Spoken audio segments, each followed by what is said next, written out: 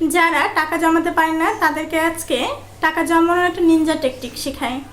সেটি হলো, ধরুন আজকে মাসের 1 তারিখ, আজকে আপনি 1 টাকা জমান, 2 তারিখে 2 টাকা, 3 তারিখে 3 টাকা, ঠিক এরকমভাবে পর্যায়ক্রমে 30 তারিখে 30 টাকা এবং মাসটি যদি হয় 31-এ, তাহলে 31 তারিখে 31 টাকা জমান।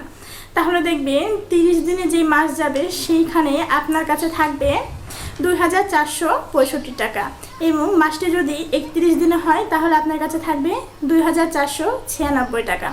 ঠিক এইভাবে 1 বছর পরে আপনার কাছে থাকবে 2,95,809 টাকা।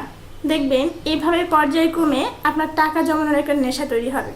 কারণ টাকা ফুরানো যেমন একটা নেশায় পরিণত হয়, ঠিক তেমনভাবে টাকা জমানোটাও এক ধরনের নেশা।